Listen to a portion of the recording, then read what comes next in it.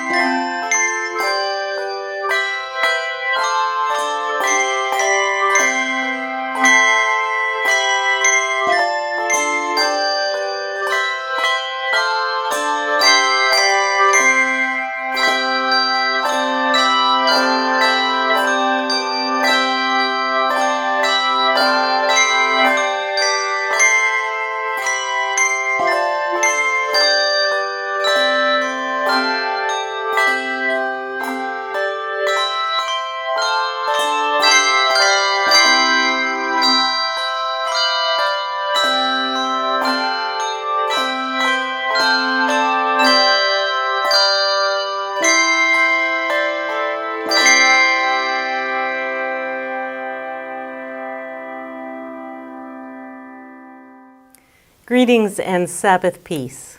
My name is Miriam Flynn, and I am a minister at Harcourt United Church in Guelph. As we gather for virtual worship today, we do so under the light of a common sky, acknowledging the Olatundun people on whose traditional territory we live and work and worship. We offer respect to our Haudenosaunee, Anishinaabe, and Métis neighbors as we commit to strengthening relationships and working for reconciliation that may be lived out as the grace of healing is received.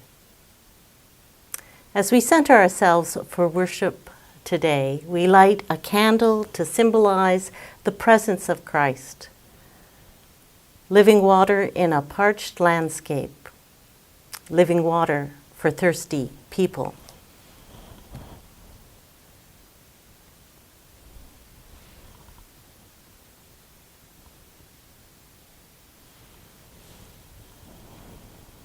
Come, let us drink this source of life as we worship God together.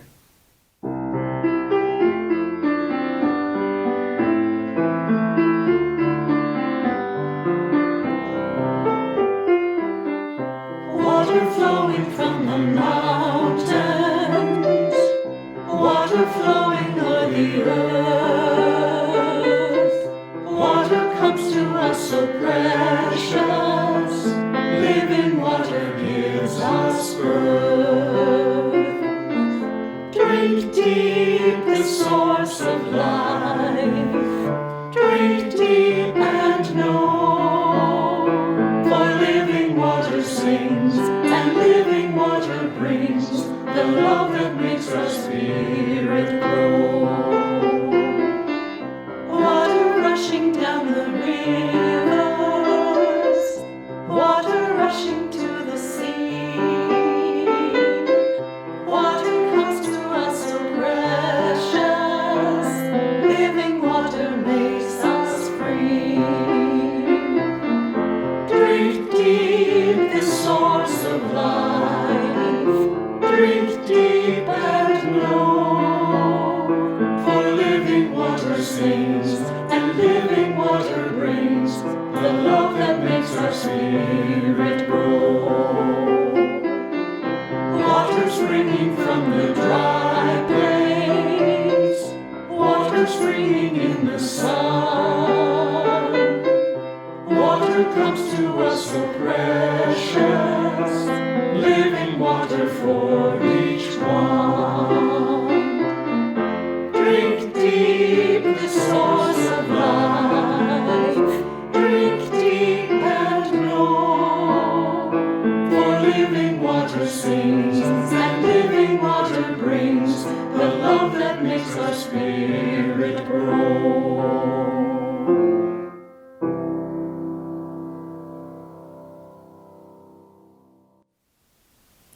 Will you join me in prayer? Loving and gracious God, we gather to raise our voices in song and praise for your mercies that are made new every morning. We gather to sense your presence in the stillness of this hour, stepping back from our tasks and to-dos, leaving aside our amusements and diversions, handing over our worries into your hands. As together we open ourselves to your healing and life-giving Spirit. Call us gently into the restorative peace of your presence. Let us release ourselves into the still space of measured breath, of steady heartbeat, where the singing of birds outside our window, the rhythm of a ticking clock, and the laughter of children in the street form a muted soundscape for our Sunday prayer. Here and now we turn toward you, listening for your word to speak to our hearts, seeking your wisdom, risking our certainties, opening mind and spirit to your redeeming purpose for our lives.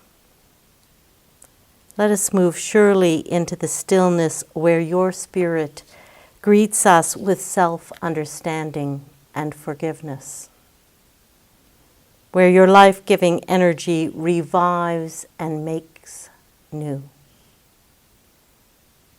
Touch us with your power, gentle us with your peace, and fold us in your love.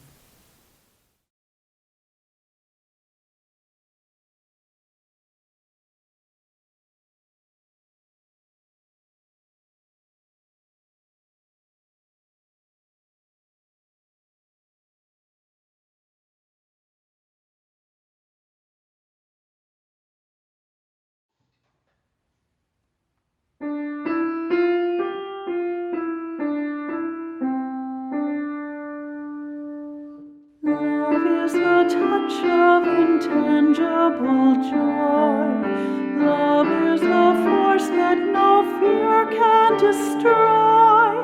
Love is the goodness we gladly applaud.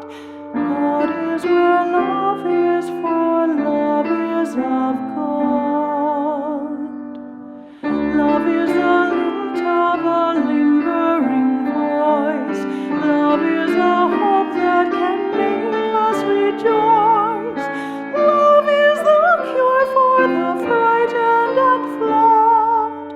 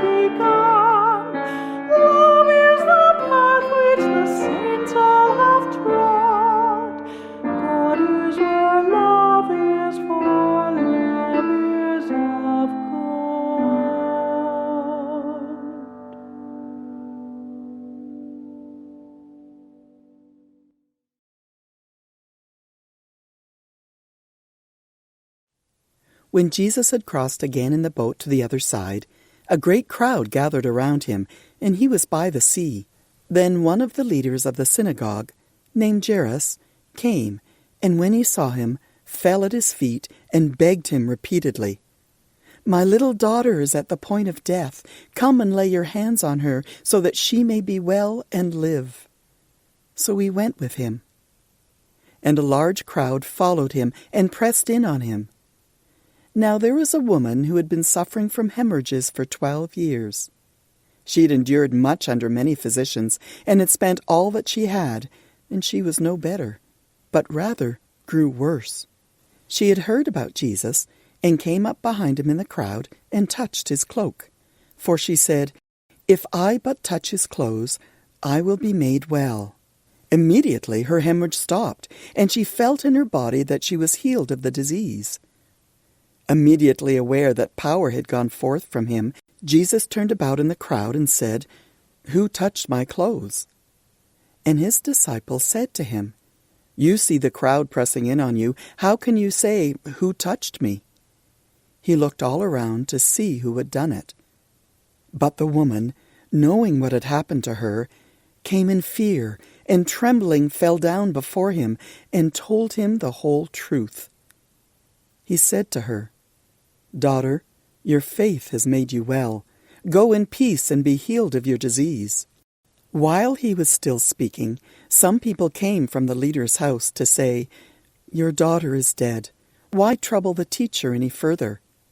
But overhearing what they said, Jesus said to the leader of the synagogue, "Do not fear, only believe." He allowed no one to follow him except Peter, James, and John, the brother of James. When they came to the house of the leader of the synagogue, he saw a commotion, people weeping and wailing loudly. When he had entered, he said to them, "Why do you make a commotion and weep? The child is not dead, but sleeping." And they laughed at him. Then he put them all outside, and took the child's father and mother and those who were with him, and went in where the child was. He took her by the hand and said to her, "Talitha cum," which means, "Little girl, get up." And immediately the girl got up and began to walk about. She was 12 years of age. And at this they were overcome with amazement. He strictly ordered them that no one should know this, and told them to give her something to eat.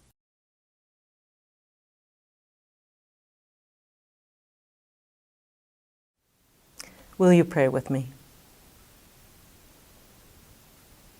Loving God, may thy word be a lamp unto our feet this day. Amen.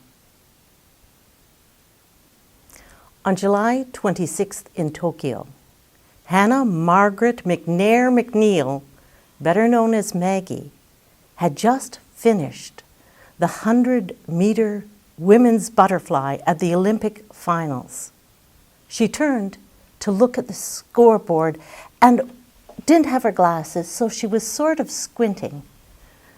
Those of us who were watching at home saw her expression change from one of anxious anticipation to joyous disbelief as she realized that it was her name that topped the leaderboard, and she had just won Olympic gold. You could read her lips as she said, "Oh my God."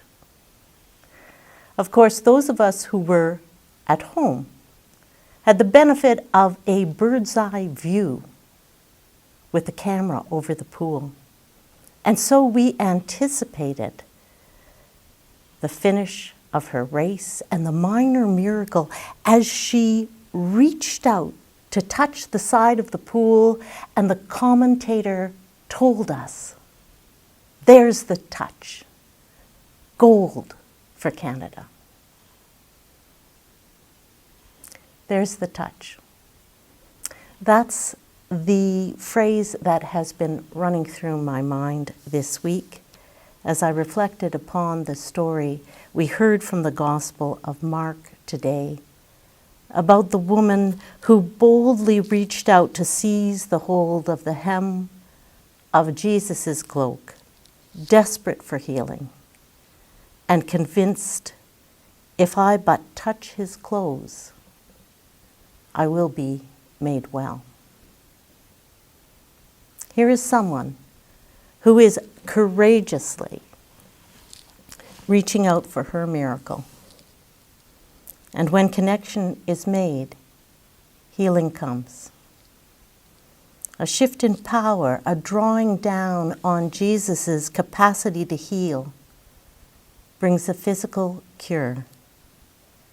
But the oh my God miracle of restoration to wholeness comes afterward, when Jesus stops, challenges, and then listens compassionately to the woman who has dared to touch his hem, and in doing so placed herself at the center of his awareness. Of course, our reading from Mark today contains two stories that Bonnie read for us so beautifully. Mark often likes to link stories like that so that one informs the meaning of the other. And here, the stories actually interrupt one another. Jesus is on his way to heal the daughter of a faithful and very important man, Jairus, the head of the synagogue.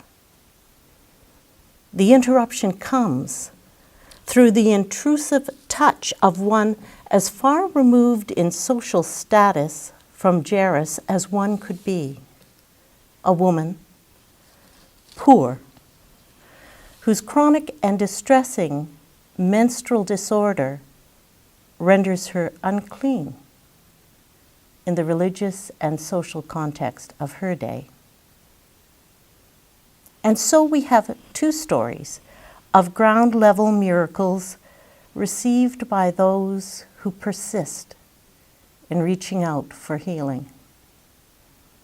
Though many rungs separate them on the social ladder, Jairus and the woman have in common their faith that it is not too late for healing. These are stories of physical cures and restoration to life, to be sure. And these are also stories that speak to the healing power of grace that moves to restore wholeness through recognition, affirmation, and inclusion. Now, you may have noticed that Mark does not tell us the names of the woman and girl at the heart of these dramatic events. Perhaps we can refer to Jairus' daughter as Talitha, the term that Jesus uses himself, and that means little girl.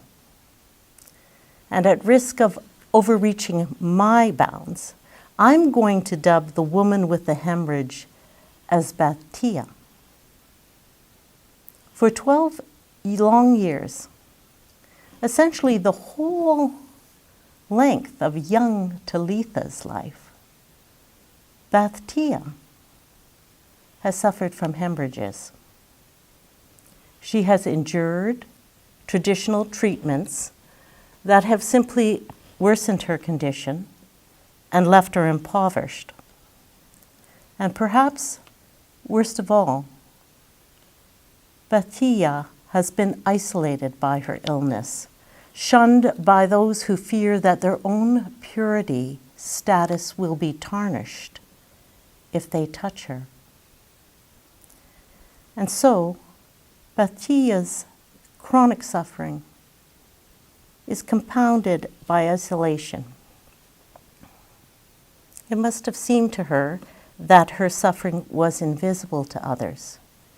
Indeed, that she was invisible to others, because she was denied her rightful place in the circle of community. I think we can all relate to the pain of isolation now.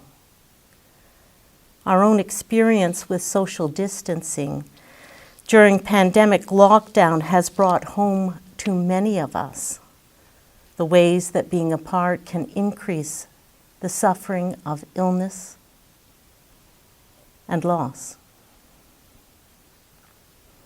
I think many of us have gained a new appreciation for the smiles and handshakes exchanged in daily greetings that we used to take for granted. We miss the consoling hugs that are exchanged between friends on occasions when no words are adequate. Our distancing has gone on for more than 12 months, but the woman in our story suffered illness and endured spirit-deadening isolation for 12 long years. I think we might expect her to have given up hope entirely, but remarkably, Batia, who has heard of Jesus, summoned her courage and headed out to seek healing. Batia went to the street, dove into the crowd, and no doubt stretched herself beyond the physical limits of her energy, resisting all social restraints that her neighbors would have imposed upon her. What a bold move. Maybe it was desperation that drove her, because nothing in Batia's experience over the past 12 years could have really raised a reasonable expectation that healing was within her reach. No one in the press of people even noticed her, and if they had, they probably would have been horrified that she'd failed to keep her distance. Certainly no one led her to Jesus or invited her to draw down on his power to restore her. No one encouraged her to assume herself worthy of the movement of grace that a healing touch could bring. Yet still, she persisted, though the risks for her were high. Batia entered the crowd. She came up behind Jesus. She extended her reach and she touched his cloak. Immediately she felt in her body that she was healed of her disease. And Mark tells us that Jesus felt something too at that moment. Mark says he was immediately aware that power had gone forth from him. What a remarkable description that is of how healing happens through a shift of life-giving power. There's the touch. I think it's such an interesting feature of her story that Batia does not passively wait for healing to be bestowed upon her, but asserts herself in claiming the same access to the source of healing that the privileged Jairus' daughter would know. Driven by desperation, her isolation compounding her distress, Batia exercised agency on her own behalf, stepping beyond the bounds of her station to reach out and touch Jesus. Like Jacob wrestling an angel for his blessing, Batia had to extend herself to grab hold of her miracle. I think we've witnessed that kind of bravery in our own time, haven't we?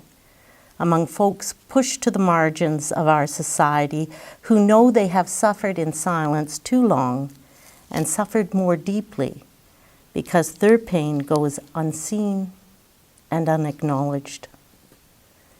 These are the voices that boldly assert, Black Lives Matter, and every child matters. These are the brave women who step forward into the fray because they are tired of people overlooking the harmful behavior of powerful men who make their work lives of colleagues a misery through harassment. It is so interesting how Mark describes what happened at that moment of healing as a movement of power. When a marginalized person reaches out and touches those with resource, a shift can happen that awakens awareness and is a catalyst for healing. And isn't a shift in life-giving power the kind of healing those suffering at the margins really need? I was dismayed this past week to learn the results of an investigation by the U.S. Attorney of New York into allegations of sexual harassment against the state's governor. I had quite admired Governor Cuomo's leadership through the early days of the COVID crisis when New York City was epicenter of the disease. I think it must have taken a lot of courage for the 11 women who made complaints to come forward. And investigators found their complaints were credible and concluded the governor sexually harassed multiple women. It is disillusioning to hear about abuses of power by those whom we admire. But it's worse for us to look away or paper over the real suffering that such behavior leaves in its wake. Columnist Gail Collins points out that for decades, the groundwork was being laid for an unhealthy work environment that marginalized the primarily female administrative and intern staff in the state capital of Albany. There, mostly male lawmakers live for many months of the year away from the accountability of their home constituencies and their own domestic ties. It seems a culture of turning a blind eye to harassment developed, and young women who lacked the power that comes with a public profile believed they simply could not complain for fear of reprisal. In the face of that kind of toxic culture, the cure may depend upon a risky reaching out in hope that power will shift and awareness will be raised to a suffering that has gone on unseen and unheard for too long. Yet for the individuals affected, the prospect of reaching out can be intimidating. Today, just as in biblical times, stepping forward from the margins to initiate a shift in power dynamics that may bring healing takes great faith. There is always the risk of rejection or reprisal. Bettia seized her miracle when she grabbed the hem of Jesus' cloak, and her bleeding stopped. But then the moment of reckoning came, when Jesus stops and turns in the crowd, demanding, "Who touched my clothes?" Remember, Jesus is standing with Jairus, the head of the temple, whose own daughter hovers near death and is still waiting for the powerful touch of this healer. Bettia comes forward in fear and trembling, no doubt bracing herself for an indignant and angry judgment that she has overstepped her bounds. Who, after all, did she think she was to presume the healing power of God's grace was hers for the taking? And here is my favorite part of the story, the miracle of acceptance that feathers the nest of healing. For the woman told Jesus the whole truth. And to her astonishment, Jesus says, "Daughter, your faith has made you well. Go in peace, to be healed of your dis-ease. Imagine her elation. Acknowledged as family, seen, heard, claimed, and affirmed as equally worthy of all that brings fullness of life. Betty reached for the miracle of healing and experienced the miracle of grace restored to wholeness in community. A shift in power, a drawing down on Jesus' capacity to heal brings a physical cure. But the oh my God miracle of restoration to wholeness comes afterward, when the woman who has touched his garment moves into the center of his awareness. And instead of indignation, anger, retaliation raining down upon her, Jesus sees her suffering and acknowledges her worth and the worth of her living fully into her potential, calling her daughter and affirming her, desperate, reaching out in faith. Jesus interrupts himself on a life-saving mission to care for the daughter of an important man. Two are healed that day, one whose short life of 12 years is restored, and one whose long suffering of 12 years is removed. They are affirmed as daughters both and welcomed home. No matter how profound our faith, we know that physical cures are not always possible. But reaching out can be a catalyst for healing that comes when isolation ends. A shift in life-giving energy happens when our suffering is seen and our worth is affirmed.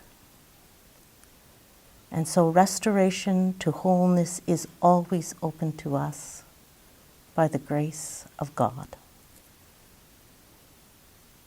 May we have the courage to reach out for healing where needed, knowing God's grace fills in the gaps without discrimination or preference, freeing energy that carries death across the great divide of power and transmutes into new life.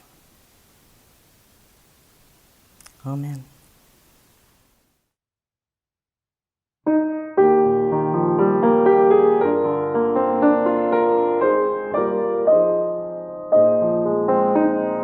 Pray for the person on your left.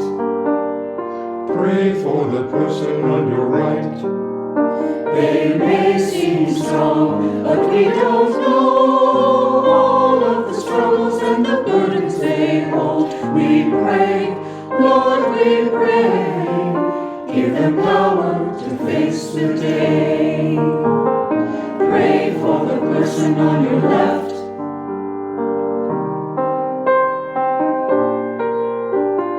Pray for the person on your right.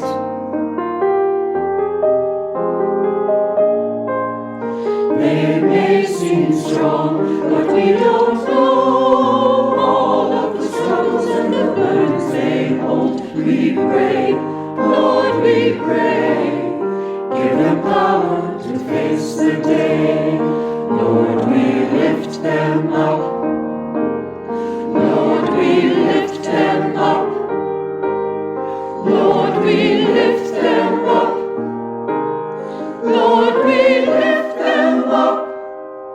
They try to be strong, but only they know all of the struggles and the burdens they hold. We pray, Lord, we pray, give them power to face the day.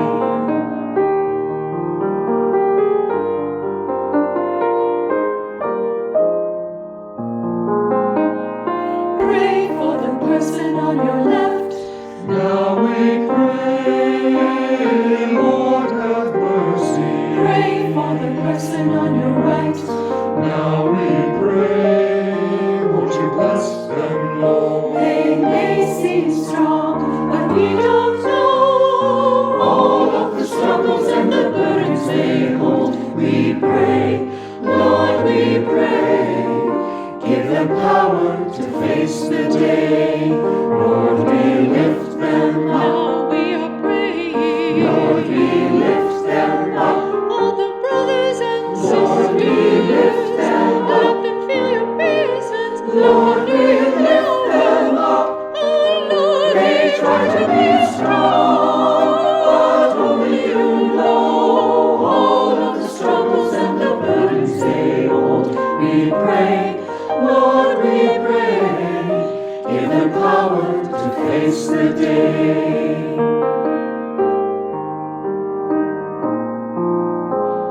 Pray for the person on your left. Pray for the person on your right. Pray for them, and as you do, people all around are praying for you.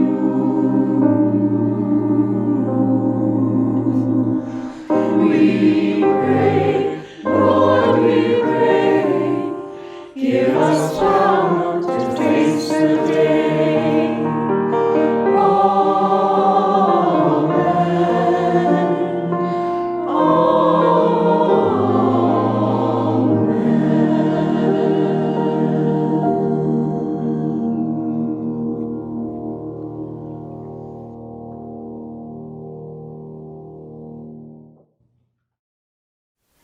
Will you join me in the prayers of the people? Holy One, in the midst of this summer of sunshine and showers, of holidays and holy days, filled with the grace of small miracles that everywhere surround us, we give thanks for the beauty of this world and the abundant blessings you bestow. We thank you for the brazen dance of dandelions in the heat of the day, for the riot of color in the western sky at sunset, and for the breeze from the water that refreshes us at lakeside. We thank you for the simple pleasure of gathering with family and friends, and for the revitalizing rest that comes with summer's slower pace. Grateful for these and all blessings, we lift up to you in prayer today all those in our community and beyond in need of your healing touch. Those whose daily lives must be focused on managing chronic pain. Those who struggle with addiction and mental illness. Those tasked with the care of loved ones with exceptional needs. Those who find themselves overwhelmed by the sadness of loss and grief. May they have the strength they need sufficient to each day. May they have resource and respite that restores them body, mind, and spirit. And may they know the abiding presence of your sustaining love. And may we be conduits through which your compassion flows.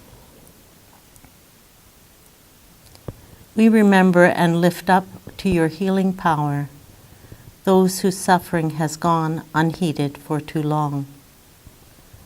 The survivors of residential schools and generational trauma. Those who've been marginalized by the oppression of prejudice based on race, gender, orientation, or religion. Those marginalized by poverty, illness, or difference in ability. Open our minds and hearts to the suffering that goes unseen. Strengthen our will to sacrifice privilege for the sake of equity. Guide us in the ways of your justice and compassion, that healing and fullness of life may come. And now, we pray together in the way that Jesus taught us. Our Father, who art in heaven, hallowed be thy name. Thy kingdom come, thy will be done on earth as it is in heaven. Give us this day our daily bread, and forgive us our trespasses as we forgive those who trespass against us.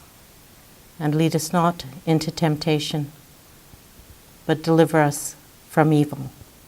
For thine is the kingdom, the power, and the glory, forever and ever. Amen.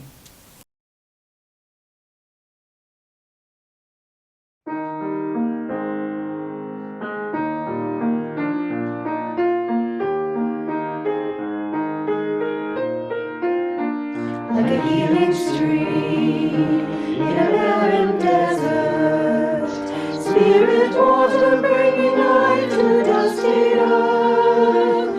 God is trickling through our lives as in a dream unfolding, promising revival and rebirth. Like a healing stream, like a gentle rain on a thirsty garden, Spirit water come to nourish tiny seed. God is bubbling through the soil to coax a new creation, yearning for an end to want and need, like a gentle rain, like a river strong with a restless current, Spirit water rushing on to distant shore. God is calling out a channel in a new direction, calling for an end to hate and war, like a river strong, like a mighty sea reaching far horizons, Spirit water with a love both deep and wide. God is working in our hearts to shape a new tomorrow. God will always challenge and provide, like a mighty sea, like a river strong, like a gentle rain, like a healing stream.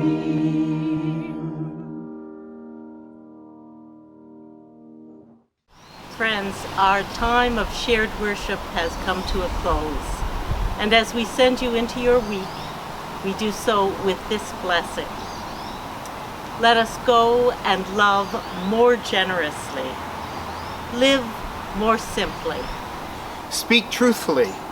Serve faithfully. Pray daily, and leave the rest to God.